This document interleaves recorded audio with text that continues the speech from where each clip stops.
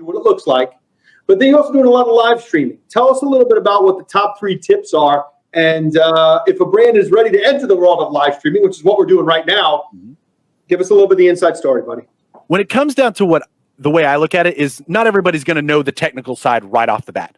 It's all about having the energy and the brand passion for the product. That's number one. If you choose somebody that has the tech, but gets up there and they're like, I just don't, you know what, this is the phone. You have to have somebody that's going to energize and excite and educate the customer. And that's first and foremost. So guys, pick somebody on your team, find somebody new, it doesn't matter, that has that energy and passion around your product.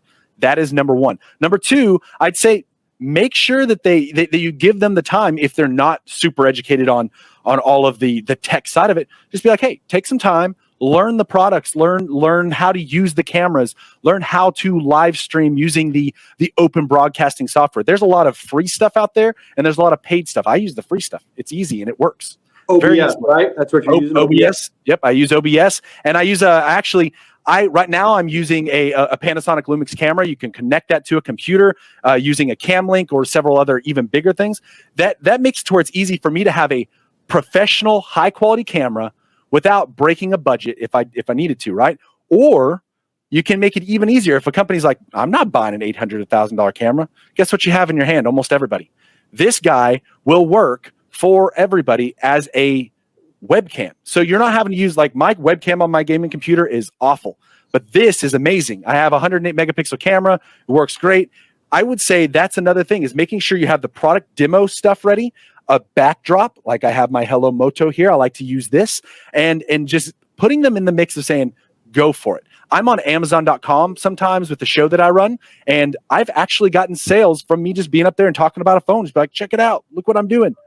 Getting excited. I don't get sold very often. You're selling me right now. I'm not just saying that, but I think you've hit the nail on the head, and I want to talk about that for a second.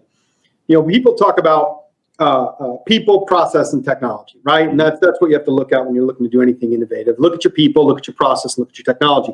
I think what you hit the nail on the head on is, and we talked a little bit about process and of course the technology, which you got into, but the people. I'll tell you one thing that I don't tell a lot of people, but as a big baseball player in my younger career, my younger life, and I always look at the best teammates and I go, boy, I'm glad you're on our team.